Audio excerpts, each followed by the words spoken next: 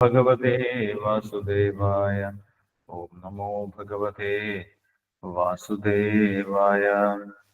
നിഗമകൽപതരോർഗളിതം ഫലം ശുഗമുഖാത് അമൃതദ്രവ സംയുതം പിബത ഭാഗവതം രസമാലയം മുഹുരഹോ രസികാ ഭുവി ഭാവുകാഃ. നാരായണം നമസ്കൃത്യം നരം ചൈവ നരോത്തമം ദേവീം സരസ്വതീം വ്യാസം തതോ ജയമുദീരയേത്. നഷ്ടപ്രായേഷു ഭദ്രേഷു നിത്യം ഭാഗവത സേവയാ ഭഗവതി ഉത്തമശ്ലോകേ ഭക്തിർഭവതി നൈഷ്ഠികീം. കൃഷ്ണായ വാസുദേവായ ദേവകീനന്ദനായ ച നന്ദഗോപകുമാരായ ഗോവിന്ദായ നമോ നമഃ. ഹരേ കൃഷ്ണ. ശ്രീമദ് ഭാഗവതം ചതുർത്ഥ സ്കന്ധം 9-ാമത്തെ അധ്യായം. ധ്രുവ മഹാരാജാവ് ഭവനത്തിലേക്ക് മടങ്ങി വരുന്നു. ശ്ലോകം 54 മുതൽ 58 വരെ വായിക്കാം. 59 വരെ വായിക്കാം. തത്ര തത്രോപസംക്ലപ്തൈർ ലസന്മകരതോരണേ സംവൃന്ദേ കദളീസ്തംഭൈ പൂകബോധൈശ്ച തദ്വിധൈ ചൂതപല്ലവവാസാസ്രംഗ് മുക്താദാമാ വിളംബിഭിഃ ഉപസ്കൃതം പ്രതിദ്വാരം അപാം കുംഭൈ സദീപകൈഃ പ്രാകാരേ ഗോപുരാകാരേ ശാതകുംഭാപരിച്ഛദൈ സർവതോലംകൃതം ശ്രീമദ് വിമാനാശിഖരദ്യുതിഭിഃ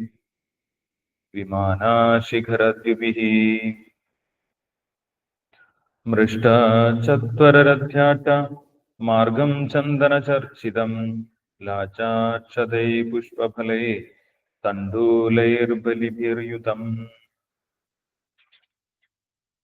ധ്രുവായ പതിദൃഷ്ടായ തത്ര തത്ര പുരസ്ത്രിയഃ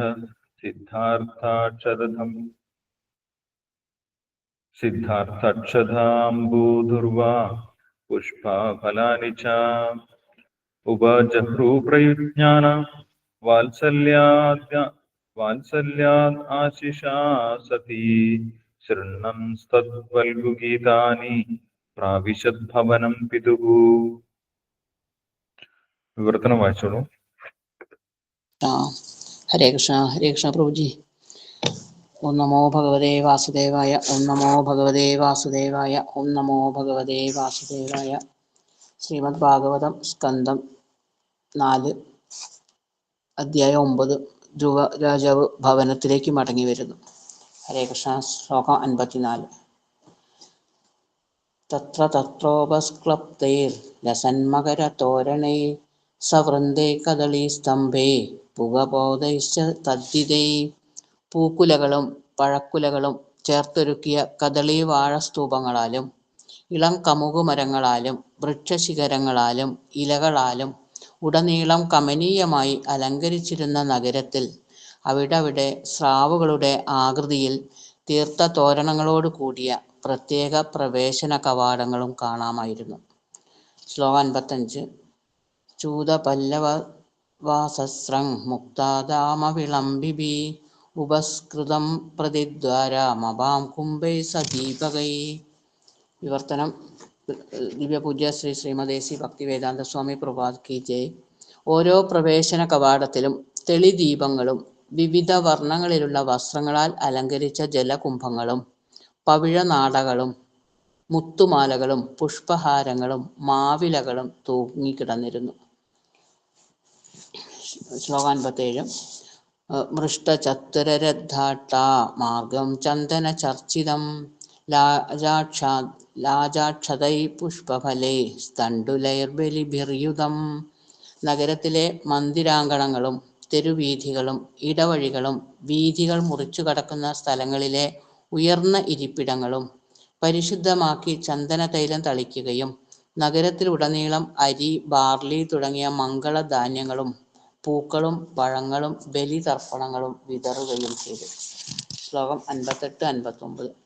ധ്രുവായ പതിദൃഷ്ടായ തത്ര തത്ര പുരസ്ത്രിയ സിദ്ധാർത്ഥക്ഷതദ്യം ദുർവാ പുഷ്പാഫലാനി ച ഉപജഹ്രു പ്രയുജ്ഞാന വത്സല്യാദാശിഷ സതി ശൃണ്വസ്തവൽഗീതാനി പ്രാവിശദ്ഭവനം പിതു. വിവർത്തനം ശ്രീല പ്രഭുപാദ് കി ജയ്. ധ്രുവ മഹാരാജാവ് അപ്രകാരം വീഥിയിലൂടെ കടന്നു പോകുമ്പോൾ സമീപസ്ഥരായ എല്ലാ മാന്യഗൃഹനാഥകളും അവനെ കാണാൻ തടിച്ചുകൂടുകയും മാതൃസ്നേഹത്താൽ അവനെ അനുഗ്രഹിക്കുകയും അവൻ്റെ മേൽ വെളുത്ത കടുക് വിത്തുകൾ, ബാർലി, തൈര്, ജലം, പുതിയ പുല്ല്, പഴങ്ങൾ, പുഷ്പങ്ങൾ തുടങ്ങിയവ ചൊരിയുകയും ചെയ്തു. ആ വനിതകൾ ആലപിച്ച മധുരമനോഹരമായ ഗാനങ്ങൾ ശ്രവിച്ചുകൊണ്ട് ധ്രുവൻ തൻ്റെ പിതാവിൻ്റെ കൊട്ടാരത്തിലേക്ക് പ്രവേശിച്ചു. ഹരേ കൃഷ്ണ കൃഷ്ണ കൃഷ്ണ ഹരേ ഹരേ, ഹരേ രാമ രാമ രാമ ഹരേ ഹരേ. ഹരേ കൃഷ്ണ പ്രഭുജി. ഹരേ കൃഷ്ണ. ഹരേ കൃഷ്ണ. Thank you Savitri Mataji. ഹരേ കൃഷ്ണ. ഇവിടെ ധ്രുവൻ വരുന്നുണ്ട് എന്നറിഞ്ഞ ഉത്താനപാത രാജാവ് തന്റെ പരിവാരങ്ങളോടൊപ്പം ഘോഷയാത്രയായി ധ്രുവനെ സ്വീകരിക്കുന്നതിന് വേണ്ടി നഗരത്തിന്റെ പുറത്തേക്ക് പോയി, വനത്തിന്റെ സമീപത്തേക്ക് പോയി. അവിടെ വെച്ച് ധ്രുവനെ കണ്ടുമുട്ടി, ധ്രുവനെ സ്വീകരിച്ചു. ധ്രുവൻ എല്ലാവരെയും നമസ്കരിച്ചു, പിതാവിനെയും തന്റെ മാതാക്കളെയും നമസ്കരിച്ചു. അതിനുശേഷം ധ്രുവനെ ഒരു ആനയുടെ പുറത്തിരുത്തി, ധ്രുവനെയും സഹോദരനായിട്ടുള്ള ഉത്തമനെയും ആനയുടെ പുറത്തിരുത്തി അവർ തിരിച്ചു കൊട്ടാരത്തിലേക്ക് പോകുമ്പോൾ അവിടെയുള്ള ജനങ്ങൾ എങ്ങനെയാണ് ധ്രുവനെ വരവേറ്റത്, ധ്രുവനെ സ്വീകരിക്കുന്നതിന് വേണ്ടി എന്തെല്ലാം അലങ്കാരങ്ങളാണ്, എന്തെല്ലാം ഒരുക്കങ്ങളാണ് അവർ ചെയ്തിട്ടുള്ളത് എന്നുള്ള കാര്യം ഇവിടെ വിശദീകരിക്കുകയാണ്. ഈ അലങ്കാരങ്ങളും ഒരുക്കങ്ങളും ഒക്കെ കാണുന്ന സമയത്ത് അവിടെയുള്ള ജനങ്ങൾ എത്രത്തോളം ധ്രുവ മഹാരാജാവിനെയും അതേപോലെ അവിടെയുള്ള രാജാവിനെയും സ്നേഹിച്ചിരുന്നു, അവരെത്രത്തോളം ആരാധിച്ചിരുന്നു എന്നുള്ള കാര്യം നമ്മൾക്ക് മനസ്സിലാക്കാൻ സാധിക്കും. അവിടെ ഉള്ള അലങ്കാരങ്ങളെ കുറിച്ചാണ് ഈ ശ്ലോകങ്ങളിൽ പറയുന്നത്. 54ാമത്തെ ശ്ലോകം മുതൽ തത്ര തത്രോപസംക്ലപ്തൈർലസന്മകരതോരണൈ സംവൃന്ദൈ കദളീസ്തംഭൈ ഭൂഗബോധൈശ്ച തദ്വിധൈ. ധ്രുവൻ പോകുന്ന വഴിയിൽ എല്ലായിടത്തും തോരണങ്ങൾ, കുരുത്തോല കൊണ്ടുള്ള തോരണങ്ങൾ ഉണ്ടായിരുന്നു എന്ന് പറയും. അതിൽ പ്രധാനമായിട്ടും മത്സ്യത്തിന്റെ ആകൃതി, കുരുത്തോല കൊണ്ട് മത്സ്യത്തിന്റെ ആകൃതികൾ നിർമ്മിച്ച് അവർ വശങ്ങളിൽ തോരണങ്ങൾ തൂക്കിയിട്ടുണ്ടായിരുന്നു. അതേപോലെ കവാടങ്ങളിൽ, നഗര കവാടങ്ങളിലും വഴികളിലും കുലച്ച കദളി വാഴകൾ കൊണ്ടുള്ള അലങ്കാരം ഉണ്ടായിരുന്നു. കുലച്ച വാഴകൾ ഒരു മംഗളസൂചകമാണ്. അങ്ങനെയുള്ള വാഴ കൊണ്ടുള്ള അലങ്കാരം ഉണ്ടായിരുന്നു. അതേപോലെ കമുകിൻ പൂക്കൾ കൊണ്ടുള്ള തോരണങ്ങൾ ഉണ്ടായിരുന്നു എന്ന് പറയുന്നു. ഇങ്ങനെ വ്യത്യസ്ത രീതിയിലുള്ള അലങ്കാരങ്ങൾ ധ്രുവന് കാണാൻ സാധിച്ചു. ചൂതപല്ലവവാസസ്രങ് മുക്താദാമം വിളംബിഭി ഉപസ്കൃതം പ്രതിദ്വാരം ആപാം കുംഭേ സദീപകേ. വീടുകളുടെ മുന്നിലും കവാടങ്ങളുടെ മുന്നിലും മാവിന്റെ ഇല കൊണ്ടുള്ള തോരണങ്ങൾ ഉണ്ടായിരുന്നു. മാവിന്റെ ഇല കൊണ്ടുള്ള തോരണങ്ങളും വളരെ മംഗളകരമാണ്. അങ്ങനെ ചൂതപല്ലവം എന്ന് പറയുന്നത് ഇളയ മാവിന്റെ ഇലകളെയാണ്. മാവിലകൾ കൊണ്ടുള്ള തോരണങ്ങൾ ഉണ്ടായിരുന്നു. വാസം എന്ന് പറയുന്നത് വസ്ത്രങ്ങൾ, അലങ്കരിച്ച വസ്ത്രങ്ങൾ കൊണ്ടുള്ള തോരണങ്ങൾ ഉണ്ടായിരുന്നു. സ്രക്ക് എന്ന് പറയുന്നത് പൂമാലയാണ്. പൂമാലകൾ കൊണ്ടുള്ള അലങ്കാരവും. അതേപോലെ മുക്തധാമ എന്ന് പറയുന്നത് മുത്തുകൊണ്ടുള്ള മാലകളാണ്. മുത്തുകൊണ്ടുള്ള മാലകൾ കൊണ്ടും പൂമാലകൾ കൊണ്ടുമുള്ള അലങ്കാരങ്ങൾ ഇരുവശത്തും ധ്രുവൻ സഞ്ചരിച്ച് പാതയുടെ ഇരുവശത്തും ഉണ്ടായിരുന്നു. അതുപോലെ വീടുകളുടെ മുന്നിലും നഗരത്തിന്റെ പ്രവേശന കവാടത്തിലും പ്രതിദ്വാരം, ഓരോ പ്രവേശന കവാടത്തിലും ജലം നിറച്ച കുംഭങ്ങൾ വെച്ചിട്ടുണ്ടായിരുന്നു. ജലം നിറച്ച കുംഭം വളരെ ശുഭകരമായിട്ടുള്ള ഒരു സൂചനയാണ്. ജലകുംഭങ്ങളും ധ്രുവനെ സ്വീകരിക്കുന്നതിന് വേണ്ടി അവിടെയുള്ള ജനങ്ങൾ ഒരുക്കിയിട്ടുണ്ടായിരുന്നു. ദീപങ്ങൾ തെളിയിച്ചു വെച്ചിട്ടുണ്ടായിരുന്നു. നഗരം നിറച്ചും ദീപങ്ങളും തെളിയിച്ചു വെച്ചിട്ടുണ്ടായിരുന്നു ധ്രുവനെ സ്വീകരിക്കുന്നതിന് വേണ്ടി. ദീപാലങ്കാരം വലിയൊരു ആഘോഷത്തിന്റെ ഭാഗമാണ്.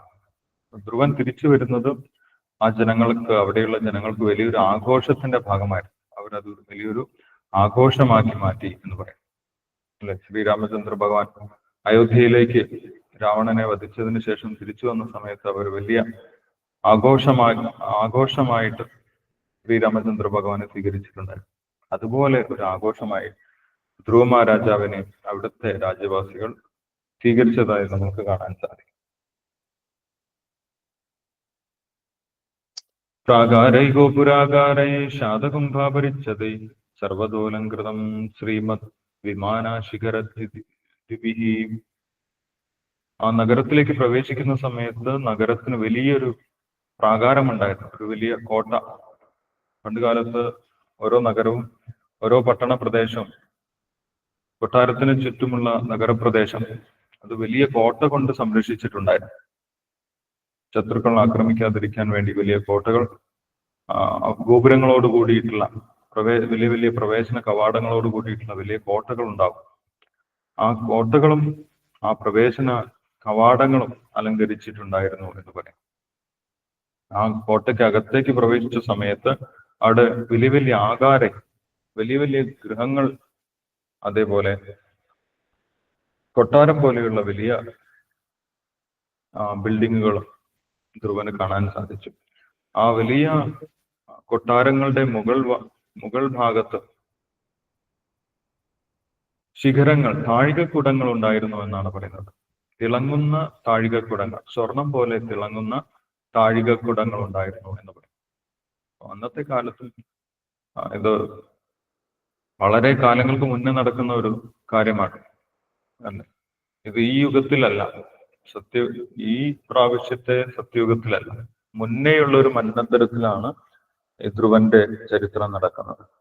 സ്വയംഭുവ മനുവിന്റെ ഭരണകാലത്തുള്ള സൃഷ്ടി നടന്നതിന് ശേഷം വളരെ അടുത്ത് തന്നെ ഉണ്ടായ ഒരു സംഭവമാണ്. അപ്പൊ അന്നത്തെ കാലത്തും അനേകം കോടി വർഷങ്ങൾക്ക് മുന്നേയുള്ള കാര്യമാണ് പറയുന്നത്. അന്നത്തെ കാലത്തും ഇതേപോലെ തന്നെ മനുഷ്യ സംസ്കാരം ഉണ്ടായിരുന്നു. ഇന്നത്തെ ആധുനിക ശാസ്ത്രജ്ഞന്മാർ പറയുന്നത് ഈ അടുത്താണ് ആധുനിക സംസ്കാരം ഉണ്ടായതെന്നാണ്.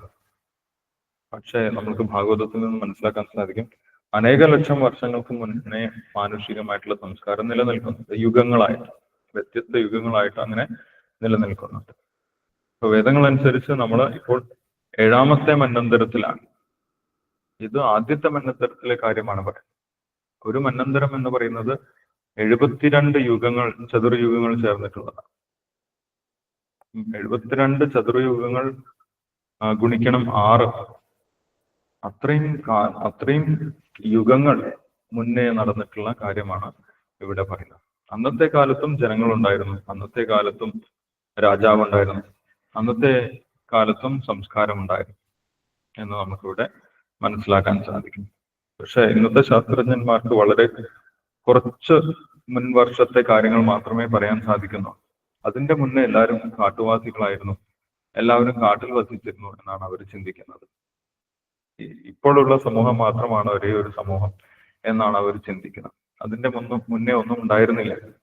ഇപ്പോഴുള്ള സംസ്കാരം മാത്രമാണ് സംസ്കാരം എന്നാണ് വിചാരിക്കുന്നത്.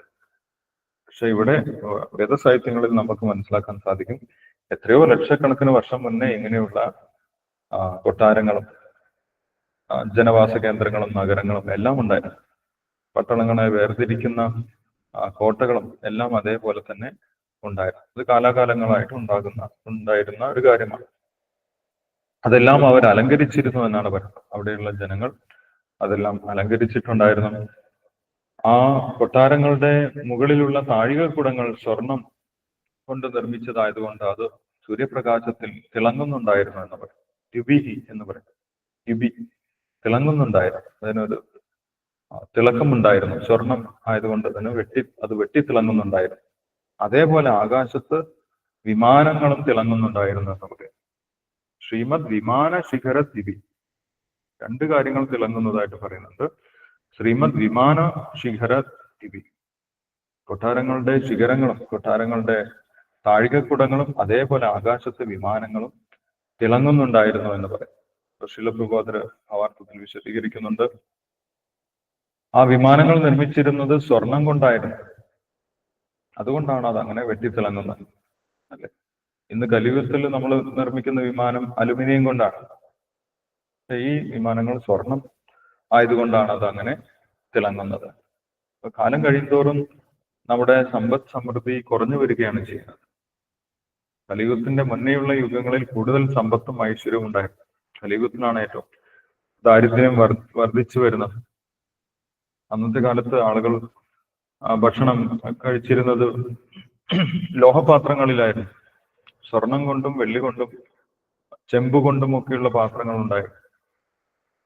ഇന്നത്തെ കാലത്ത് നമ്മൾ ഭക്ഷണം കഴിക്കുന്നത് മണ്ണ് കൊണ്ടുള്ള പാത്രം, അതേപോലെ പ്ലാസ്റ്റിക് കൊണ്ടുള്ള പാത്രം. പ്ലാസ്റ്റിക് ഒക്കെ ഏറ്റവും വില കുറഞ്ഞ വസ്തുവാണ്. കലിയുഗത്തില് നമ്മുടെ ഐശ്വര്യം കുറയുകയാണ് ചെയ്യുന്നത്. യഥാർത്ഥത്തിൽ നമ്മൾ ഏറ്റവും ആധുനികരാണെന്ന് വിചാരിക്കുന്നുണ്ടെങ്കിലും നമ്മൾ ഉപയോഗിക്കുന്ന വസ്തുക്കൾ ഏറ്റവും വില കുറഞ്ഞ ചീപ്പായിട്ടുള്ള വസ്തുക്കളാണ് നമ്മൾ ഉപയോഗിക്കുന്നതെന്ന് കാണാൻ സാധിക്കും.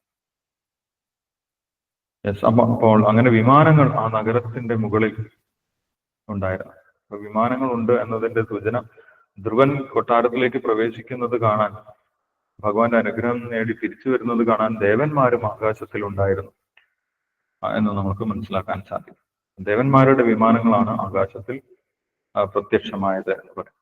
ഇപ്പൊ കലിയുഗത്തിൽ അല്ലാത്ത മറ്റു യുഗങ്ങളിൽ ദേവന്മാർ ഭൂമിയിലേക്ക് പ്രവേശിക്കുന്നുണ്ടായിരുന്നു. അവരുടെ വിമാനങ്ങൾ ആകാശത്തിൽ പ്രത്യക്ഷമായിരുന്നു എന്ന് പറയും. അതേപോലെ അവിടെ ധ്രുവൻ ആ നഗരവീതിയിലേക്ക് പ്രവേശിച്ച സമയത്ത്, കോട്ടയ്ക്കകത്തേക്ക് നഗരത്തിലേക്ക് പ്രവേശിച്ച സമയത്ത് അവിടെയുള്ള വീതികൾ, തെരുവ് വീതികൾ, രഥങ്ങൾ സഞ്ചരിക്കുന്ന വീതികളാണ്. ആ വീതികൾക്ക് സമീപമുള്ള മന്ദിരാങ്കണങ്ങൾ, വീടുകളുടെ മുന്നിലുള്ള മുറ്റവും അതേപോലെ തെരുവ് വീതിയുമെല്ലാം വളരെയധികം വൃത്തിയാക്കി വെച്ചിട്ടുണ്ടായിരുന്നു എന്നാണ് പറയുന്നത്. ദൃഷ്ടചത്തരരഥ്യാട്ട മാർഗം, രഥം സഞ്ചരിക്കുന്ന മാർഗവും അതിന് വശങ്ങളിലുള്ള വീടുകളുടെ മുന്നിലുള്ള മുറ്റങ്ങളും ഒക്കെ വൃത്തിയാക്കി വെച്ചിട്ടുണ്ടായിരുന്നു. ആ തെരുവ് വീതികളിലും അതേപോലെ മുറ്റങ്ങളിലുമെല്ലാം അവർ ചന്ദനത്തൈലം കൊണ്ട് സുഗന്ധപൂരിതമാക്കി ചന്ദനത്തൈലം തളിച്ചിട്ടുണ്ടായിരുന്നു. അതേപോലെ മംഗളകരമായിട്ടുള്ള പുഷ്പങ്ങളും ഫലങ്ങളും ധാന്യങ്ങളും ഒക്കെ വിതറിയിട്ടുണ്ടായിരുന്നു. ധ്രുവൻ വരുന്ന ആ രാജവീതി വളരെ മംഗളകരമായിട്ടുള്ള ധാന്യങ്ങൾ കൊണ്ടും പുഷ്പങ്ങൾ കൊണ്ടും ഒക്കെ വിതറിയിട്ടുണ്ടായിരുന്നു എന്ന് പറയും. വളരെ ഒരു മംഗളകരമായിട്ടുള്ള സൂചന ധ്രുവന് കാണാൻ സാധിച്ചു. അതേപോലെ ധ്രുവൻ വരുന്ന സമയത്ത് ജനങ്ങളെല്ലാവരും ധ്രുവ മഹാരാജാവിനെ കാണുന്നതിനു വേണ്ടി തിങ്ങിക്കൂടിയിട്ടുണ്ടായിരുന്നു. രാജവീതിയുടെ ഇരുവശത്തും ധ്രുവനെ കാണുന്നതിനു വേണ്ടി ജനങ്ങളെല്ലാവരും തിങ്ങിക്കൂടിയിട്ടുണ്ടായിരുന്നു എന്ന് അടുത്ത ശ്ലോകത്തിൽ പറയുന്നുണ്ട്. ധ്രുവായ പതിദൃഷ്ടായ തത്ര തത്ര പുരസ്ത്രീയ. ധ്രുവനെ ദൂരത്തു നിന്നും കണ്ട സമയത്ത് തന്നെ ധ്രുവ മഹാരാജാവ് വരുന്ന ഘോഷയാത്ര, അതിന്റെ ശബ്ദം, വാദ്യമേളങ്ങൾ കേട്ട ഉടനെ തന്നെ നഗരവാസികൾ എല്ലാവരും വീടിന്റെ പുറത്തേക്ക് വന്ന് ധ്രുവനെ കാണുന്നതിന് വേണ്ടി, ധ്രുവനെ സ്വീകരിക്കുന്നതിന് വേണ്ടി നിൽക്കുന്നുണ്ടായിരുന്നു. അവർ ധ്രുവനെ വ്യത്യസ്തമായിട്ടുള്ള ധാന്യങ്ങൾ കൊണ്ടും പുഷ്പങ്ങൾ കൊണ്ടും അർച്ചന ചെയ്തു. ധ്രുവൻ വരുന്ന വഴിയിലെല്ലാം അവർ പുഷ്പങ്ങളും ധാന്യങ്ങളും ഒക്കെ വിതറി ധ്രുവ മഹാരാജാവിനെ സ്വീകരിച്ചു എന്ന് പറയും. മാത്രമല്ല അവർ വളരെ സന്തോഷത്തിലായിരുന്നു. അവരൊരു ഒഫീഷ്യൽ രീതിയിലല്ല ചെയ്തത്. ഇത് ചെയ്യണമല്ലോ, ഇത് ഞങ്ങളുടെ ഒരു മര്യാദയാണല്ലോ എന്നുള്ള രീതിയിൽ മാത്രമല്ല ചെയ്തത്. അവർക്കുള്ളുകൊണ്ട് വലിയ സന്തോഷമുണ്ടായിരുന്നു. ധ്രുവ മഹാരാജാവ് തിരിച്ചു വരുന്നത് കൊണ്ട് അവർക്ക് വലിയ സന്തോഷമായിരുന്നു. അതുകൊണ്ട് അവർ ഉറക്കെ പാടുകയും ചെയ്തു എന്ന് പറയും. സന്തോഷം കൊണ്ട് ഉറക്കെ പാടുകയും ചെയ്തു. അവിടെയുള്ള സ്ത്രീകൾ എല്ലാവരും ചേർന്ന് മംഗളകരമായിട്ടുള്ള ഗാനങ്ങൾ ആലപിച്ചു, കീർത്തനങ്ങളൊക്കെ ആലപിച്ചു എന്നാണ് പറയുന്നത്. ഷൃണ്ണം തത് വൽഗു ഗീതാനി. വൽഗു ഗീതാനി എന്ന് പറഞ്ഞു കഴിഞ്ഞാൽ, വൽഗു എന്ന് പറയുന്നത് വളരെ സന്തോഷത്തോടു കൂടി എന്നാണ്. വളരെ സന്തോഷത്തോടു കൂടി ധ്രുവ മഹാരാജാവിനെ സ്വീകരിച്ചു എന്ന് പറയും. അങ്ങനെയുള്ള മധുരമായിട്ടുള്ള കീർത്തനങ്ങളൊക്കെ ശ്രവിച്ചുകൊണ്ടാണ് ധ്രുവ മഹാരാജാവ് ആ കൊട്ടാരത്തിലേക്ക് പ്രവേശിച്ചത് എന്ന് പറയും. അടുത്ത ശ്ലോകങ്ങളിൽ ആ കൊട്ടാരത്തിനെ കുറിച്ചുള്ള വർണ്ണനയുണ്ട്. അന്നത്തെ കാലത്തെ കൊട്ടാരം എങ്ങനെയായിരുന്നു എന്ന് നമുക്ക് അടുത്ത ശ്ലോകം മുതൽ കാണാൻ സാധിക്കും. നമുക്ക് അത് അടുത്ത ദിവസം വായിക്കാം. നാമജപം തുടരാം. ഹരേ കൃഷ്ണ.